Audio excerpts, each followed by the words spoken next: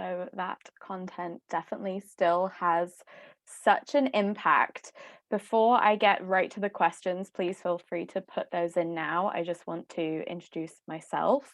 So I am Kate Elliott and my pronouns are she, her, and I am the co-founder of Changing the Flow.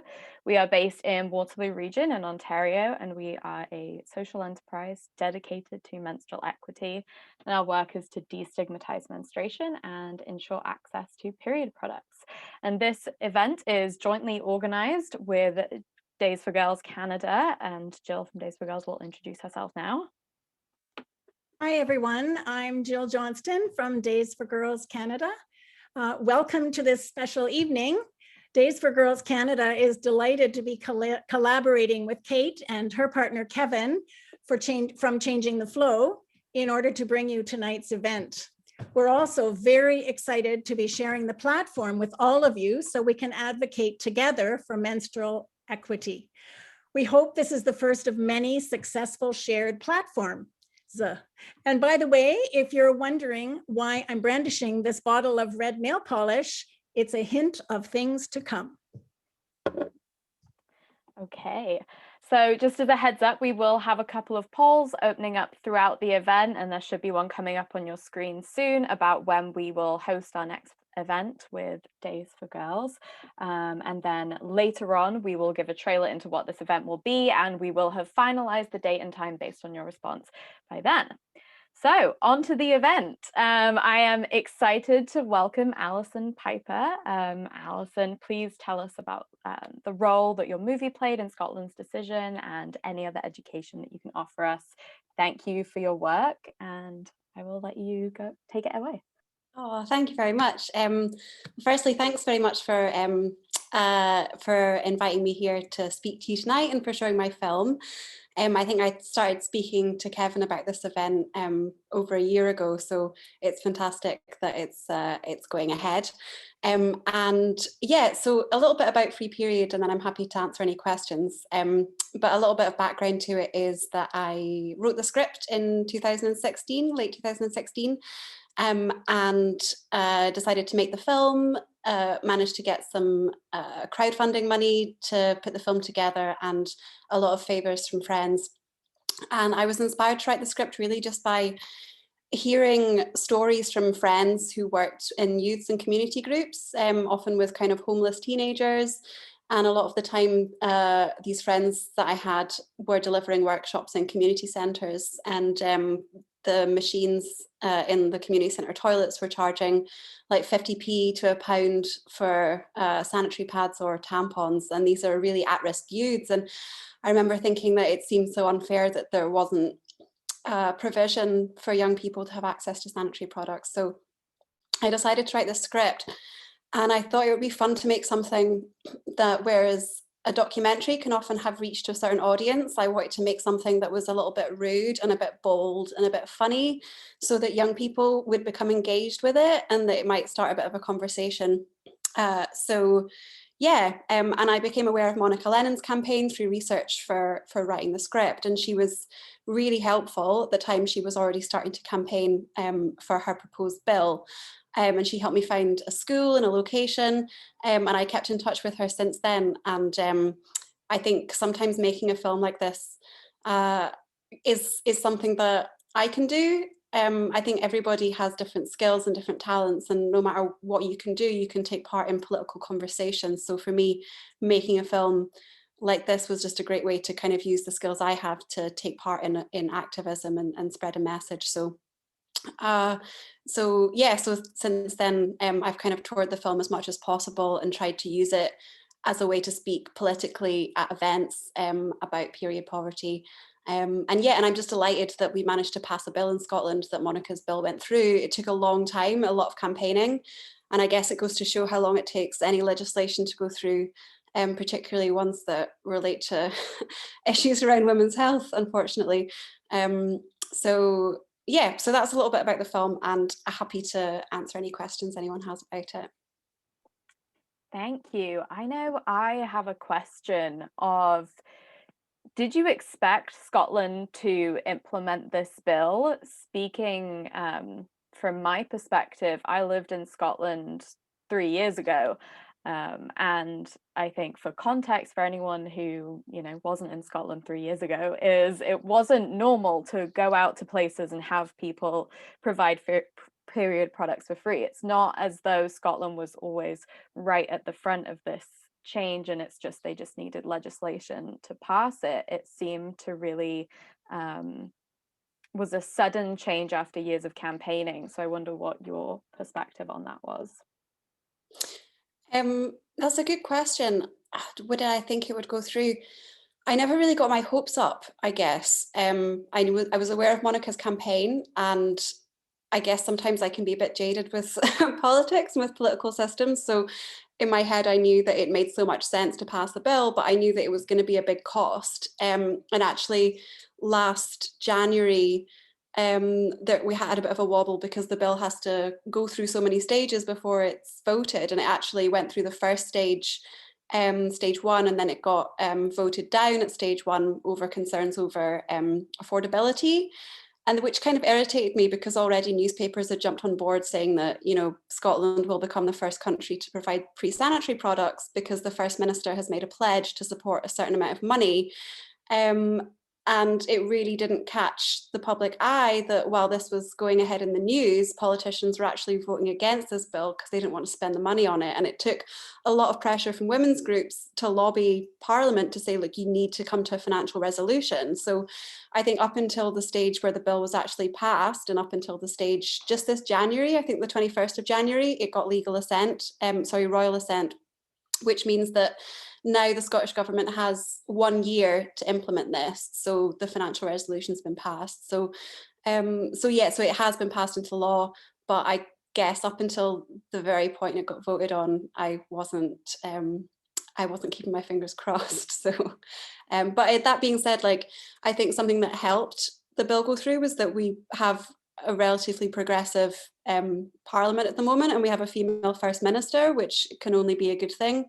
And I think by having equal representation of women in politics and across political spectrums, this is how we can start to see this kind of change come into effect. Amazing, thank you. And I know that you said yourself, you used your own personal skill set to do this, but we do actually have an Ontario parliamentarian joining us later on. And so do you have any tips to help her achieve what was done in Scotland? Oh, I guess not coming from a heavy background in politics myself, I wouldn't feel like massively qualified to say, but what I'll certainly say is that please reach out to me. I'll share my contact details through Kevin, and I'd be happy to introduce you to Monica Lennon and make some links between political systems so that hopefully you guys can reach out and chat to each other and get advice on how it was done. And I can also post I can even just post a link in the chat to the page here where we have the legislation, and there's a lot of information here, including like what the bill consists of and what measures are put in place in various surveys, which could be useful. But I would just say drumming up public support as much as possible, getting as many community groups on board, and just engage as many artists and activists and local people as you can to help you spread the word, like Kevin and everyone here. Amazing, thank you. And I'm wondering, what was the reaction to free period when it first came out? What was the response from your peers or anyone who saw it? Positive, negative? I think everyone I showed it to was always pretty shocked, I think, because I had this like quite horrific fight between a boy and a girl and a bit of bloody tissue.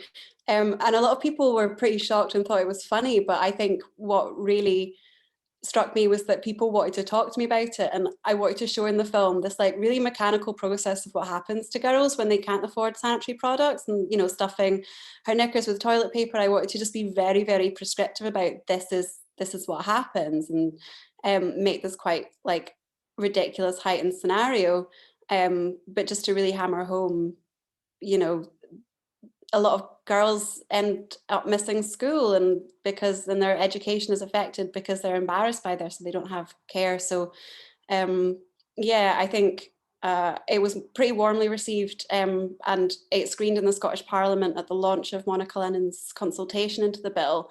So I think in that sense, it certainly caught the attention of a lot of politicians, and I think something a little bit shocking and funny can sometimes start a conversation. So that's what happened there. Amazing. And so we have some other questions coming through that I will read out at the same time. So products in BC, which is a province here in Canada, schools that are free are boxed maxi pads that are extremely uncomfortable. Is it important to try to tackle providing more comfortable, usable products instead? How do you feel about this one? I think, I don't know. I mean, I think definitely having a range of products is a good idea because every girl's different, every girl's body's different. And, you know, I think there's no one size fits all. So I guess I would say on one hand, if you have a school or a health centre that's providing free sanitary care, that's a great thing to encourage. And I think, you know, should be a conversation around helping that institution find affordable products that are going to help them continue to provide. And just kind of like educate people on the fact that, you know, every girl's different and every girl needs something a little bit different. Even like a lot of like pads are great, but also there's a lot of recyclable and like moon cups and all kinds of different products which were more environmentally friendly. And I think a range is really good. Yeah, that's such a good point. I think your choice of period care is obviously an inherently intimate choice, and people deserve to have that power over what they choose. And so this is an interesting question because I still am somewhat conflicted by it. It says, I've heard that menstrual health dispensers can be stigmatizing even if the product is free. Do you agree? And should we use something like baskets to dispense free menstrual health products? That's fascinating. You know, I've never heard this, but it kind of makes sense to me because there's something really mechanical about this machine, and there's something quite, I don't know, it just feels a bit weird, I guess. And whenever I see a machine like that, I just want to smash it or encourage someone to smash it. So yeah, I think something like baskets are more friendly. And I think by removing the barrier to the product and making it more easy to get, and that the fact that they're on show is a really good thing, by putting something away and like making it this like secret, you know, operation to get hold of your product. I think that's a really good point. It does stigmatize it. And I think even if the dispensers are free, having them more easy to grab and thinking about the way we package these things is a really good idea. Yeah, I think you touched on all the important points there, that it still is a barrier to access and somewhat of a idea that someone has to work to have something that we're saying they should be able to access anyway. Obviously, there's conflicting counter arguments about sanitation and the idea of if someone may prefer something having without it having been in a basket in a public place, but there's a lot to unpack there, and I think ultimately a basket is a great way to really show support. Okay, so another question that we have is, given all of the shame and taboo surrounding these issues, do you believe that education targeting this topic is sufficient in high schools or secondary schools? If not, what can students do to advocate for their rights in the community? Well, that's a good question. I guess, to be honest with you, I'm not 100% clued up at the moment about what is going on in schools in terms of, in Scotland anyway, in terms of education. I know certainly when I was a student, there wasn't really any kind of education as to what you were supposed to use, to the point where I remember being a school student and, you know, not even knowing how to use an applicator tampon because nobody had shown me how to do it. And I actually put the entire plastic thing inside me and then was walking around like really uncomfortable all day. So I don't know if that's a bit of an overshare for this panel, but hopefully people are taught these days how to use applicator tampons properly. And I think maybe just trying to make it fun. I think, whoever is delivering the education needs to be trained in how to speak to students in a way that makes them have a laugh. And I think that no matter how you deliver this education, it should be done by women and men who can make sure that everyone feels comfortable and knows that they can ask stupid questions, and to just keep it as fun as possible. Yes, definitely. Just taking away that stigma and shame is really the ultimate goal, and will solve so many issues. And your story with the applicator is definitely more common than I think anyone would realize. We have a story we shared on our Instagram about how Google saved someone's vagina because they had an applicator stuck there. So I will be sharing that on our Insta story once this is done, if anyone's interested to read. So another question here is, are there free menstrual products in men's or the gender neutral bathrooms in Scotland? Was this part of the legislation? Do you know if that was enforced? You know, I actually don't know that, but I will find out. I think, yeah, I don't know if they would legislate that they should be in men's toilets as well, but I feel like they probably should just have them in every single bathroom, because to be honest with you, I think lack of access to toilets is a problem in general. And you know, I know many women who've been queuing to see a gig and end up using the men's loo. I don't think men would be offended by sanitary products being in there.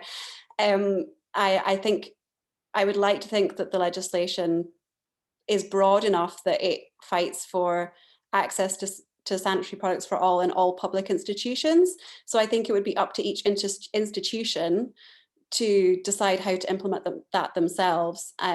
So I think that would be kind of dealt with on a more local level rather than the legislation stating which bathrooms it should go into.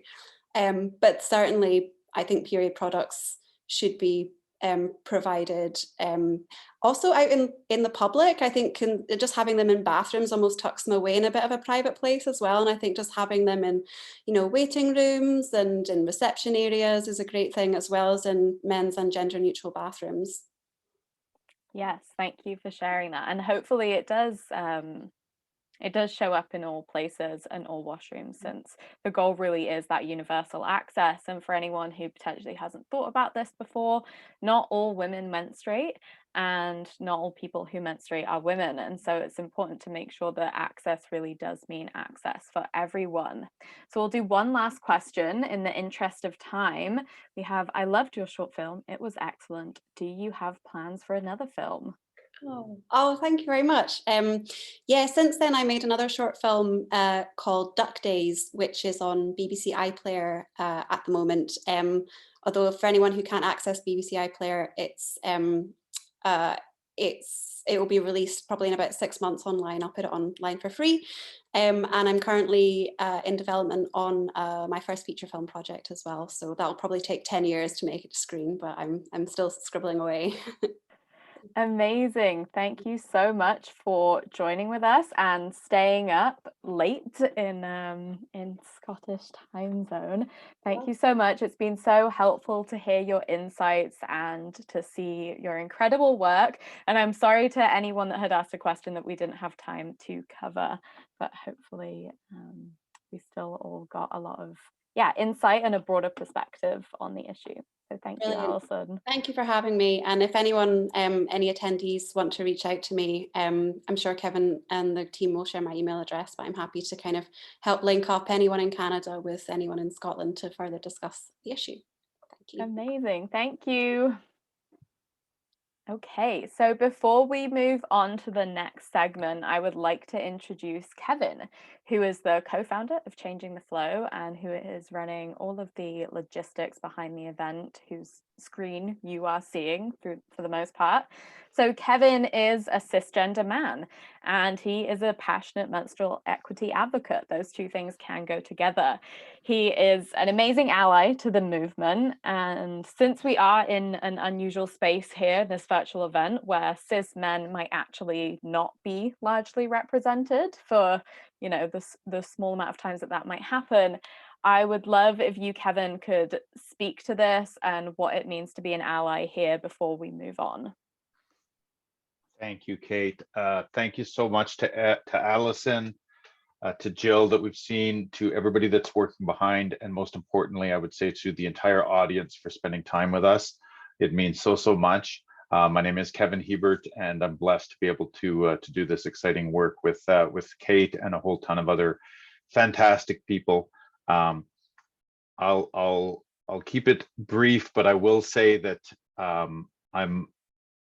it's truly it's an honor for me, and I'm humbled to be able to participate in this space. It is a responsibility that's been long shouldered uniquely on the backs and bodies of menstruating people for a long time, and cis men in particular. I really feel have a responsibility to step up and to shoulder back a lot of the systemic issues around equity, access in particular. We will have opportunities to meet multiple more times. We have an exciting event we're going to announce shortly that you only the folks that are here tonight will have first crack at signing up for tonight, so stay tuned for that. But we're going to have more opportunities to get together and talk in detail about some of the things. But one I will tell you that is so key, and it was nice to hear Alison speak so openly about, for instance, the issue with an applicator tampon. The fact that we don't talk about those things allows cis men and others, but cis men specifically who cannot know what menstruation is firsthand, to simply escape all kinds of responsibilities. And one of which is, I can guarantee you, not 24 hours would go by if ever there was no toilet paper in important people's washrooms. Hell on earth would be moved and problems would be solved. Cost would not be an issue. Vandalism would not be an issue. None of it would be an issue. There would be toilet paper there for that man in no time. And that is the same passion and just unaccepting of any other option but that I want to see with period products, tampons, pads, and any other ones in all washrooms. We're going to make that happen first in Canada within the next 10 years, work, public, and home. So thank you so much. We have another film coming up. Am I talking about anything else, Kate? I feel like you're going to take over. No, you are good to go. You can get ready to share your screen. So we're now going to see the incredible period end of sentence. This film includes the impact of a cisgender man. So it's something that you can think about while you watch this, and what your role or what the role of those around you can be. So I will briefly introduce this before we start. In a rural village outside Delhi, India, women lead a quiet revolution. They fight against the deeply rooted stigma of menstruation. Period end of sentence tells their story. For generations, these women didn't have access to pads, which led to health problems and girls missing school or dropping out entirely. But when a sanitary pad machine is installed in the village, the women learn to manufacture and market their own pads, empowering the women of the community. So we invite you to potentially broaden your experience on what it means to menstruate and reflect on the complexities that the stigma around menstruation has evoked on a global scale.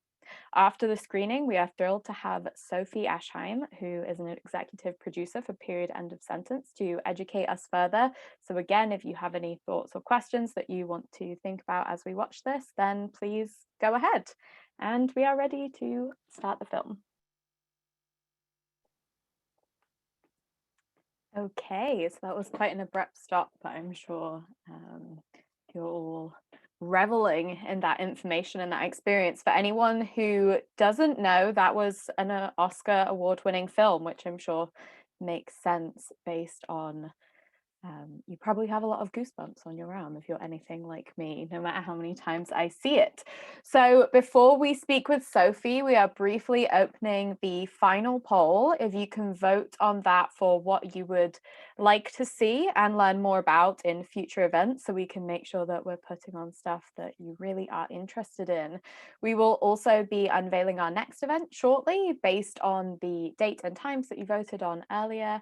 And as a reminder, one of you will be winning a $100 Changing the Flow gift card. So please stick around for that, because that will be revealed later. Okay, I will go ahead and introduce Sophie Ashheim to talk to us. Sophie is a co-founder of the PAD Project, which is a youth-led menstrual equity nonprofit organization. And Sophie is an executive producer of Period End of Sentence, and she is here to talk to us more about her experience and answer any questions that may come up. Hello. Hi, thank you so much for having me. My pleasure. So I will mute and let you go ahead and share. Awesome. So as Kate mentioned, I am one of the co-founders of the PAD Project, and as such, one of the executive producers on Period End of Sentence. So the PAD Project initially got started as really just a name for the group of students who were working on installing the pad machine in Katakura and working with this group of women that you all just saw featured in the documentary. And we were very passionate about creating some sort of visual media piece. We weren't sure necessarily what it was going to be, but we really wanted to create something that we could use to share what the effects of period poverty were like with those who may not have firsthand experienced it or would have considered the implications of period poverty if they had, considered it in a more academic setting. Because from our perspective, we were a group of 15 to 17-year-old high school students in Los Angeles. We were at a very progressive high school in a very progressive city. And we were coming from a community and from families of immense privilege in many senses of the word. And so we had only ever considered period poverty as an abstract concept. And at the same time, we were the most kind of socially and politically engaged of our peer group. And because of that, we knew that if we were not the ones really thinking about period poverty, there was very little chance that unless people in our lives were experiencing it themselves, that they were going to be thinking about period poverty really at all. And this was, at this point 5 years ago, which is crazy. And period poverty wasn't really being talked about in the zeitgeist. Periods weren't really being talked about in the zeitgeist the way they are now. And so it was really important for us to have some sort of visual media that would go alongside the work we were doing on the ground in India to make sure that we would have something to show to people when they said, what's period poverty? Why should we care about it? And it was really lucky that we were working with such a talented filmmaker who was able to capture the lives of the women of Katakura so beautifully. Rika did an absolutely amazing job, and truly the Oscar win and all accolades for the film go to her, 1,000,000%. Her and her partner Sam. He was the DP, camera guy, one of the main editors. Like, it was really just a team of the two of them. But yeah, so that is kind of the PAD Project as a little nascent group was really just the team getting the documentary made, and from there kind of figuring out how else we could have an impact, continuing our partnership with Action India, and all of that. I'm happy to answer any and all questions. Amazing, thank you. So yes, please send questions through to us now. I know I have one which you did, I think, kind of touch on, but I'd love to hear more, is that you were already so involved in this movement as co-founder of the PAD Project. So what were the biggest things that you learned from getting involved with Period End of Sentence and that whole process? Ooh, answering just one thing is so hard. Honestly, I'm still learning every day. So I'm currently on a gap year from college right now, mostly because of the pandemic. I just, was not ready to do entirely virtual school. And so I was able to take the year off, and I've been working pretty much full time with the PAD Project as a staff member, which is a different dynamic than I've ever had before. In the past, I've kind of just been working on top of my school expectations and all my other extracurriculars. And because of that added time that I'm able to engage with right now, where I'm really able to kind of watch a lot of our partnerships develop from start to not finish, but actually, watch that progression, and really learning kind of the meaning of the phrase no one fits all solution, which is something that we've, preached from the very beginning and held very firmly. But beginning to understand just how fundamentally true it is that there will never be a programmatic answer that worked in one area of a country that will even work in another area of the exact same country, for a multitude of reasons, from whether or not that same community has access to clean water, whether or not they have access to solar power energy, whether or not they have the same level of like pre-existing menstrual hygiene education, like what level of taboo we're working with, and even from there, what the community wants themselves. Like, do they want to be working with a manual pad machine and doing the creation of pads themselves and working with disposable products, or do they want to be more involved with a reusable cloth pad program? And that is entirely up to the needs of the community and also the resources of the community. But I think just really getting to kind of dig in and kind of the meat of the work has been really, really amazing. But even still, I'm learning absolutely every single day, because we work with different communities and people, and I meet different people every single day. That's such a good point. Thank you for sharing. So someone has asked, with this film's status as Oscar winning and its inclusion on Netflix and the many deserving kudos this film has received, what is your take on the shifting discussions on period poverty or period equality? Yeah, I think something that was really interesting about the film winning the Oscar is that we as an organization received a lot of wide-based legitimacy, perceived legitimacy, really quickly. And, for context, we are still, like a baby organization compared to some of, I think, in the menstrual equity space, most organizations in the wider NGO space are all baby organizations, because this is an emerging market space. But we are really only in our third or fourth year of actual operations, and the first 2 years of that, we're working out the kinks of our first partnership with Action India, which is documented in the film. And we learned so much from that we've been able to, streamline the process ever since, which is amazing. But the Oscars happened at the height of working out all of those kinks, and really, getting our feet wet. And so because of that, we had a huge honor bestowed upon us, which was absolutely incredible. But from there, thousands of people reaching out saying, hey, we want to work with you in our community in this rural area in Ghana or Kenya or Sri Lanka, which are now all communities we are able to work with as of 2021, but that was absolutely not feasible in 2019.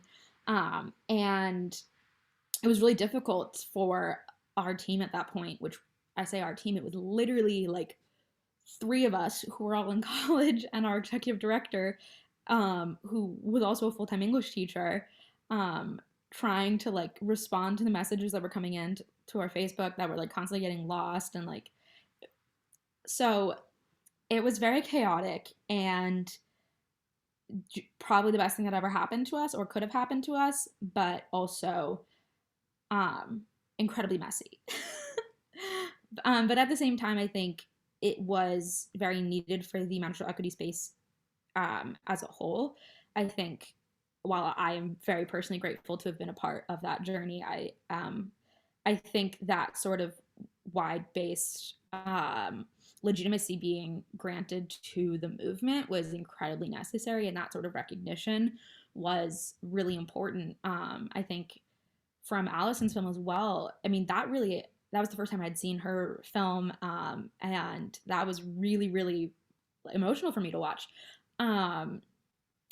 because it is still so real, and it's not just the work we do in developing communities and very rural communities who lack a lot of access to things that I would consider to be basic necessities like access to clean water or electricity, but it's, you know, the kids in private school uniforms who don't have access to any period care products and are forced to be in these uncomfortable situations. And until we can kind of shove that across everyone's faces until they get it, nothing will ever change, because periods have been so marginalized and stigmatized for millennia in every single culture around the world. It's so, yeah. I don't know if that answered the question. No, that's great. Thank you. And it definitely leads on to something else I wanted to ask, is that thankfully, period end of sentence has been such an excellent resource to mobilize these conversations and to be able to have that already, you know, made and produced so well, and have the accolades that you mentioned, to then be able to say, okay, like, watch this, and then, like, guess what? This happens here in Canada too, or in anywhere around you. This is much bigger than you think it is. And especially when thinking about running water and clean water as well, is that's a huge issue within Indigenous communities here as well. And so I wonder, did you expect for period end of sentence to have that that result and to be able to mobilize those conversations, or is it just a happy coincidence? I think expect is definitely a very extreme term there. It's more than we ever could have hoped for. We are so grateful for the response the film has gotten. I am still completely blown away by the response the film has gotten, you know, 2+ years after we launched it. We, to us, would have been, what would have been a success of making the documentary would have been if our high school liked it, if, you know, that 300-person community liked it and cared about it and told their family about it and their friends about it. So to have it be on a platform like Netflix and to be able to come to events like these and talk about the impact that period poverty has all around the world is, I try not to think about it too much because then I'll freak out. But I think you brought up a point about Indigenous communities that I think is really important, because yes, period poverty affects wherever there is poverty. Period poverty will also be there because of that level of stigma and shame. But again, these traditionally marginalized communities will always be hit harder because society is less likely to grant them the same provisions, and they are more likely to have more stacked against them in order to access these products or even access the resources needed to, you know, gain access to the products, which I think is incredibly important and not even a conversation we're ready to start having here in the US, particularly when it comes to our Indigenous communities, which is a damn shame. Yeah, thank you so much for sharing that. And it really is. I think that's a great point for us to wrap this up on, because it's so overwhelming how much education is still needed, even that we can have this event, which seems somewhat out there and progressive, I think, still to a lot of people. There's still so much to go forward, but you are the perfect example of someone who has put in the work, and your achievements went much further than you expected, as you said. And so thank you for that. And I hope that anyone watching can really internalize that and realize that every step is a really important one, and you don't know where it will go and how many people it will impact and motivate. And yeah, thank you so much for joining us. Thank you so much for having me. Okay, so I'm now going to introduce Julia from Days for Girls Canada, who will unveil something exciting. And yeah, goodbye. Kate, hi everyone. As Kate mentioned, my name is Julia and I'm the Communications Officer for Days for Girls Canada. I'm really excited to be here tonight and have the opportunity to talk to you all. If you follow Days for Girls Canada on social media, you may have already seen our plans for May. This May will be like none other, because it will be the first year of the Menstruation campaign. Menstruation is a month-long event building up to World Menstrual Hygiene Day on May 28th. To celebrate and raise money and awareness for menstrual hygiene, and menstrual health, Days for Girls Canada is encouraging people everywhere to start the conversation about period poverty, menstrual equity, and menstrual health education. The official symbol of menstruation is the My cycle, and I'll show you how to make your own. As Jill mentioned before, she kind of gave a hint with her red nail polish. So if you came with red thumbnails, then you're already ahead of the game because that is the first step in the My cycle. Next, you'll have to put up your fingers like two OK symbols, touch your fingers together at the top, and then flip it upside down. And this is the My cycle. So during the month of May, we're challenging you to paint your thumbnails red, take a picture of your My cycle and post it to social media.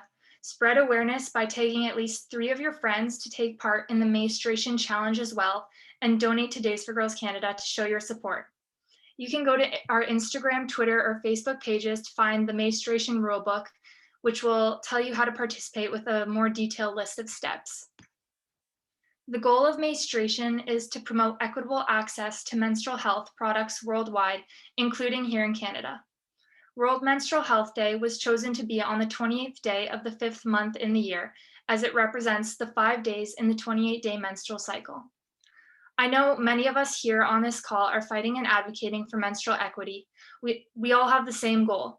So let's share the platform during the month of May and launch menstruation together. And I can't wait to see all of your My cycles. Now here's a short clip of menstruation.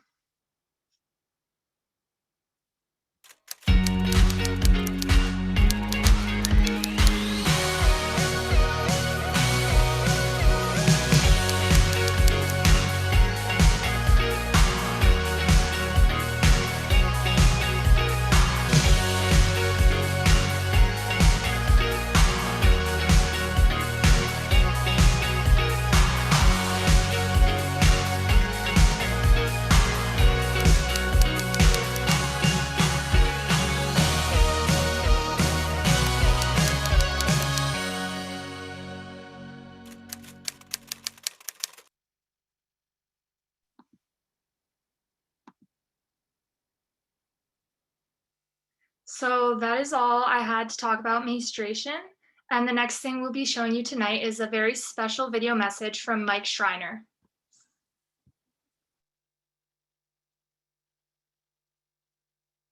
Hi, I'm Mike Schreiner, the MPP for Guelph and the leader of the Green Party of Ontario. And I want to say to all the students, family members, and educators,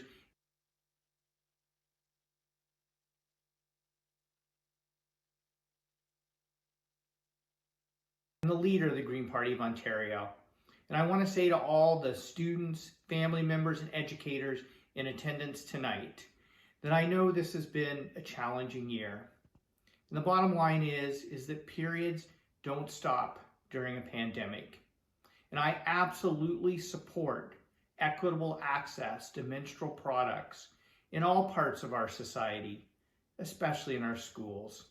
And I want to offer a heartfelt thanks to all the leaders out there calling for equitable access to menstrual products, whether it's student organizers or colleagues like my MPP colleague Merit Stiles' motion for equitable access to menstrual products, which I'll be supporting.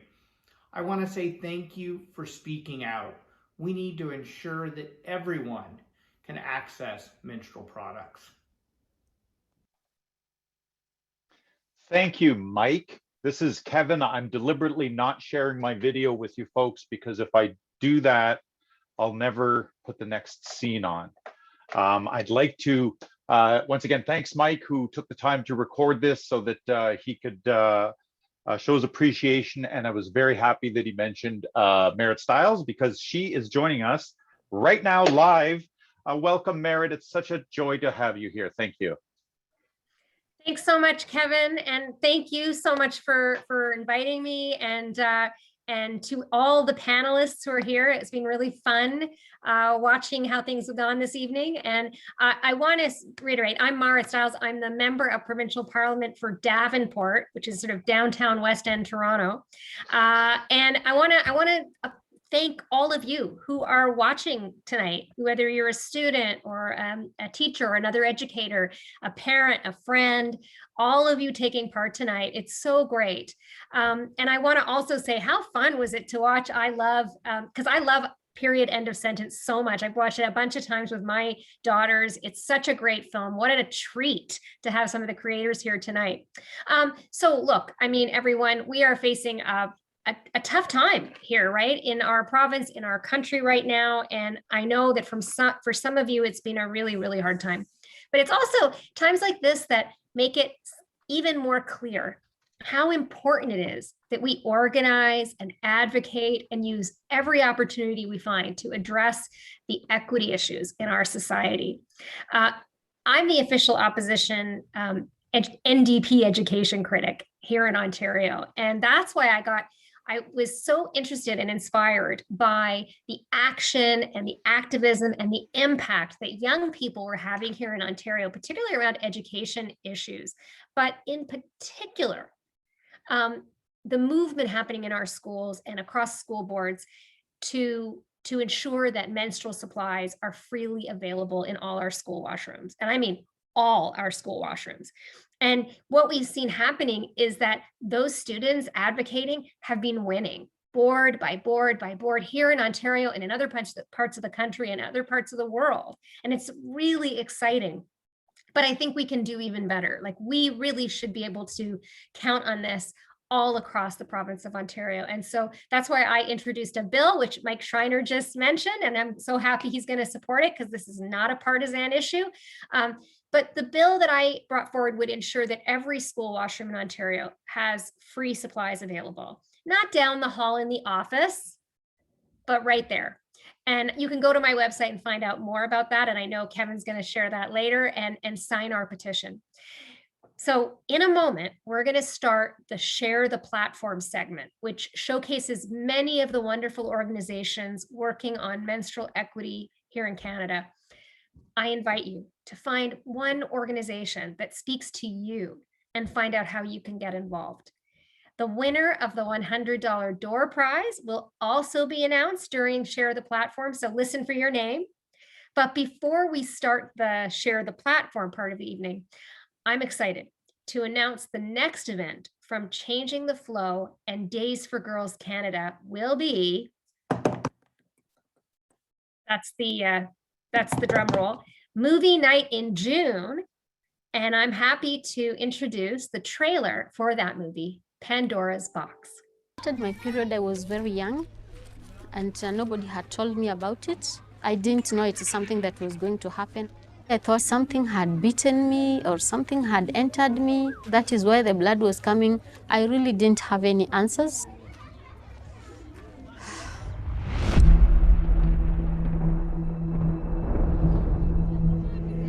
We live in this dystopia where our bodies and our realities and our stories go completely unacknowledged. The sixth richest country in the world, and we've got children who can't go to school because they're on their periods. We're really putting the girl child in a position where she's already apologetic for being a woman. Mimi napenda kusoma. Nisiporudi shule, siwezi kuwa mwalimu. I think that when we talk about menstruation for women, period, women who are incarcerated are often left out of that conversation. It shouldn't be radical that we as women and people who bleed prioritize our own comfort at the expense of upholding a social stigma. I was almost shocked. I was like, really? Like, let me see you run a marathon bleeding. Like, that is dope. We have to understand that not all women menstruate and not all people who menstruate are women. You spend your whole entire life trying to be masculine, and then you're going to turn around and be like, well, by the way, I have periods. This isn't gonna go well. Every single day, all around the world, women and people who bleed are getting up and waking up and doing incredible things on their cycle. And not only do we have to sort of suffer in silence when we are uncomfortable, but we have to also pretend that it doesn't exist. And that's oppressive. It shouldn't be the case that you have to worry about something that happens naturally to you that you can't stop. If we could talk about menstruation in a matter-of-fact, conversational way, that alone would make the experience not so negative. This is something we cannot help. I mean, nor do we want to. When you have something like Me Too emerge, all of these problems, all of these issues, all of these stories have always existed. It's just that they've never been elevated or acknowledged or welcomed. And menstruation is part of it. How can menstruation not be part of it?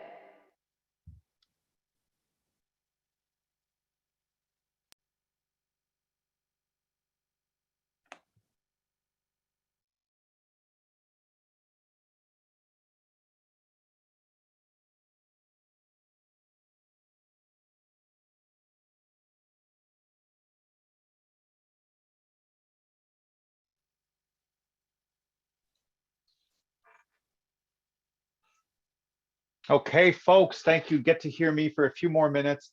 Please don't leave. We're in a very important segment right now. The screens will cycle through, so don't worry about jotting everything down, but this is just a glimpse we want to share with all of you of some of the organizations, some of many. These ones in particular are all amazing organizations today in Canada doing menstrual equity and period poverty work on the ground in your neighborhood across the country. They some work in universities, some are in high schools, some are across the community, and so each one has graciously joined us for this portion of Share the Platform. We want to continue to grow this segment for each time we get together so that more and more groups have the opportunity to be seen and their voices amplified. And for the folks at home, young people especially, thank you so much for spending time with us. God, I can only imagine what you're going through if you're having to deal with high school and studies during this time. It's not over. I know there's a thank you, but it's not over. Don't worry. It's going to cycle through again once I make it cycle through again. But yes. I would also like to share, Kate speaking here, I would like to share that all of these organizations that you are seeing are so friendly, beyond friendly. They are run by amazing people who want to teach you if you feel like you aren't there yet. Most importantly, all you need is that drive to learn, no matter how old you are or what your experience level is. Even just us here at Changing the Flow, we are always happy to try and build on that education and see how people want to use their resources, whether that's time or video editing skills. For example, right now we are recruiting a video content manager, and so I really encourage you to reach out to at least one, if not all, of these people to learn how you can support or get involved. Thanks, Kate. And so some quick points for folks before we leave. We will be getting the name out very soon. I'm teasing you there. Somebody's name is not ... We will be announcing it very shortly. But this info, we're going to send it via email. Everybody that signed up, you will be getting this information. So all the Instagram accounts, Merit's petition. Thank you so much again, Merit. She's the education critic in Ontario, dealing with everything we're dealing with in Ontario right now. And that's how important menstrual equity is to Merit. That's how important menstrual equity is to Mike Schreiner. That's how important menstrual equity is to everybody that's taken time to spend tonight here. And never doubt how much of a difference you can make. You are doing that just by being here. So thank you. I'm gonna mention this list very quickly. These are the people that made this happen. A small but mighty group. Alison from across the pond. Samantha, I'm gonna call out, was instrumental in helping us get invitations out, and Olivia also worked in the background with helping with some of the technical stuff.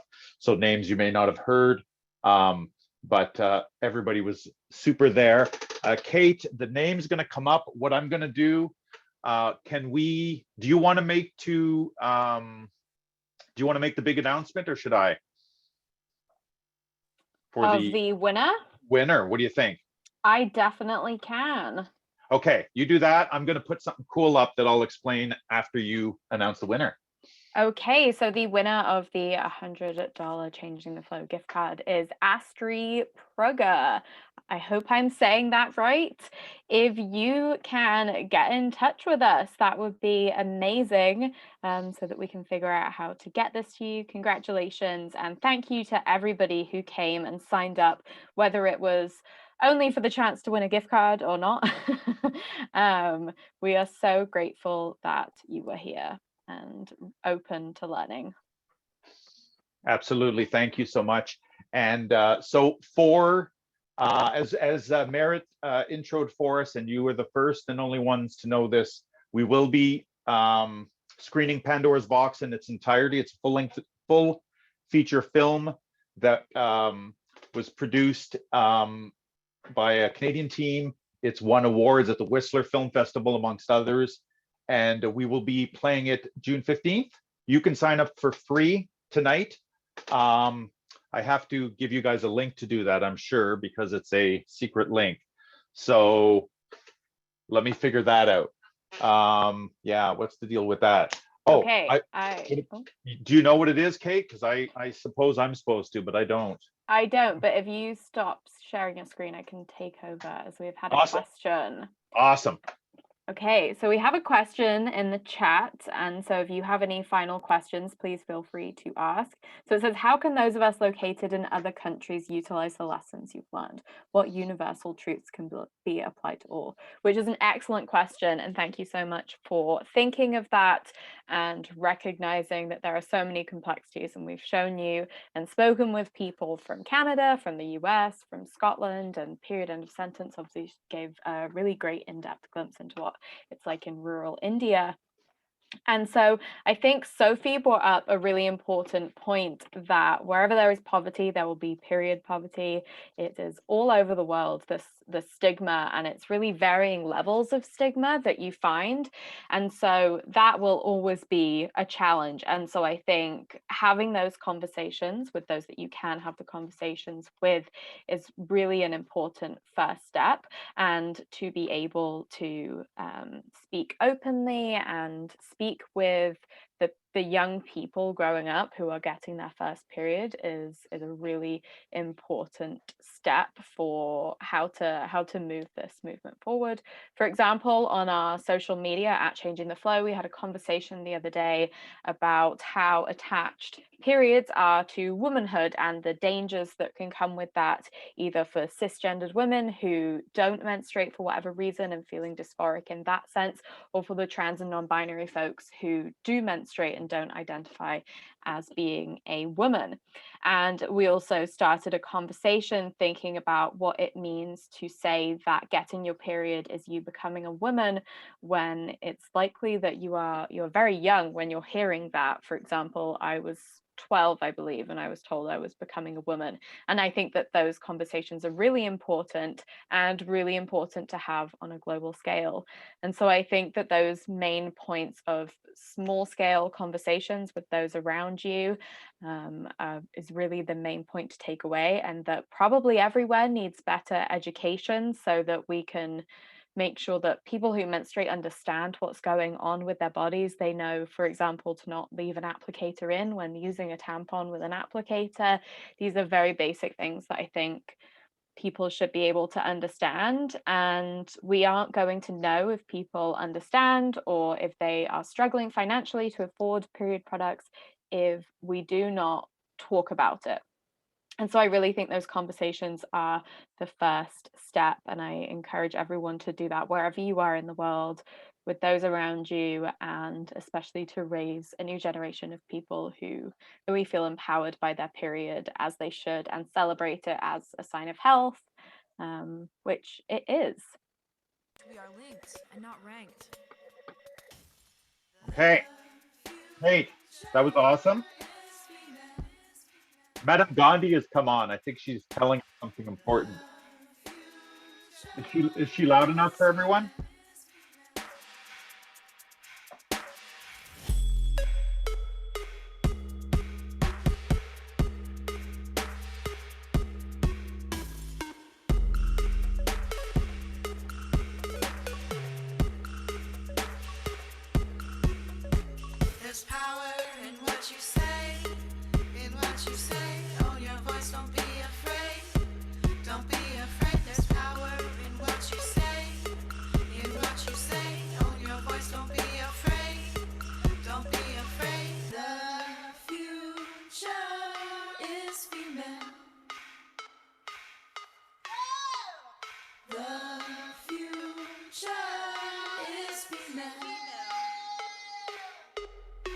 Bring it back. You are listening to the Madam Gandhi Voices EP, elevating and celebrating the female voice. The future is female. Okay, so thank you everyone. Hopefully that's given you some time to find the link in the chat to register for our next event. We will leave the song playing and our cameras off for anyone that wants to go and find that event, but otherwise we are finished. Thank you so much for tonight and for asking such great questions. It's been a pleasure, and please do get in touch with us at Changing the Flow if you have any more questions, and make sure you get involved with Days for Girls Canada's menstruation campaign. Once or twice was enough, and it was all in vain.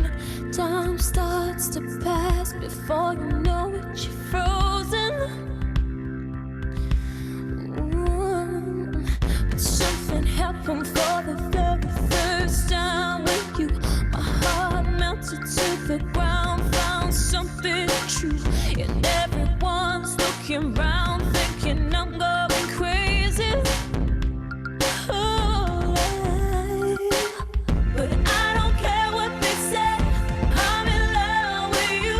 They try to pull me away, but they don't know the truth. My heart's crippled by the vein that I keep on closing.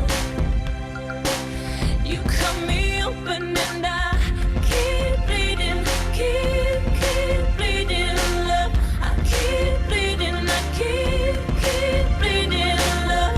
Keep bleeding, keep bleeding, love. You cut me open.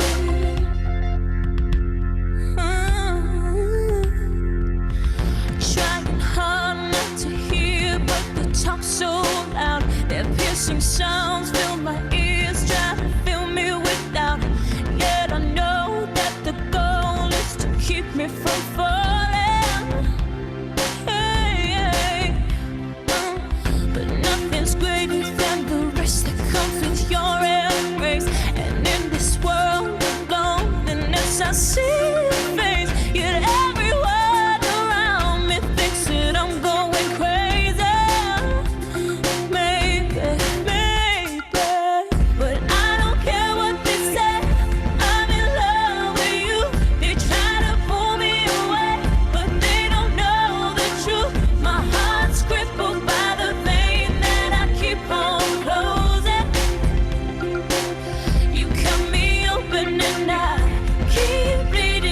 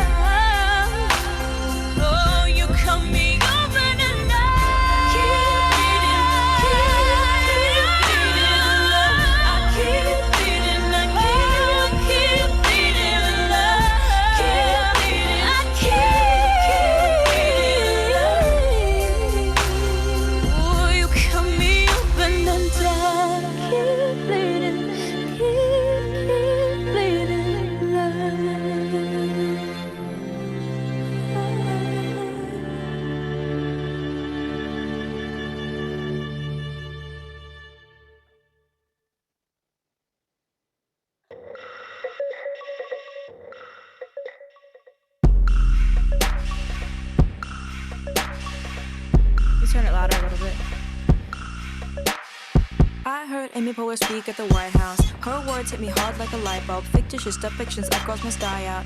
If we want to live in a world that triumphs, I am just talking about loving the femme.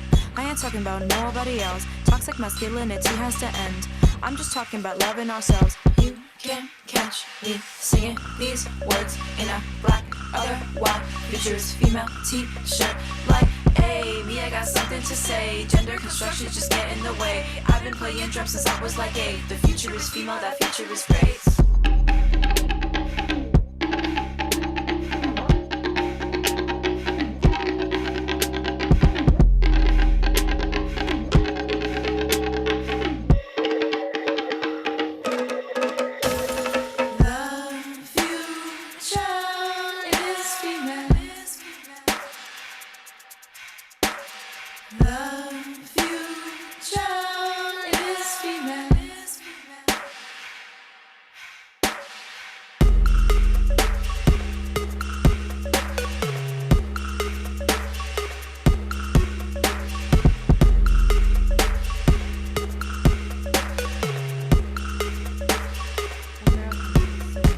There's power in what you say, in what you say. Own your voice, don't be afraid. Don't be afraid. There's power in what you say, in what you say. Own your voice, don't be afraid. Don't be afraid.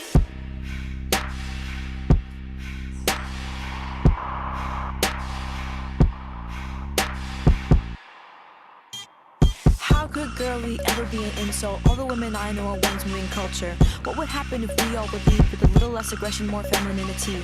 We have to value girls more than their looks. The biggest threat is a girl with a book. The system must make room for all that we do. We've been bleeding each month till we gave birth to you. You know, to me, the future is female means that no longer will female qualities be subordinated to male qualities. I want to live in a world that is collaborative, a world that is emotionally intelligent, a world in which we are linked and not ranked. The future is female. The future is female.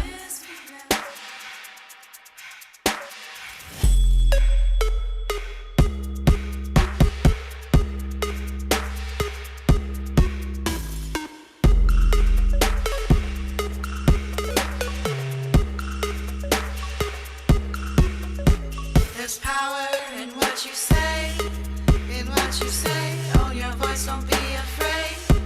Don't be afraid. There's power in what you say, in what you say. Own your voice, don't be afraid. Don't be afraid. The future is female. The future is female. Bring it back. The future is female. You are listening to the Madam Gandhi Voices EP, elevating and celebrating the female voice. The future is female. The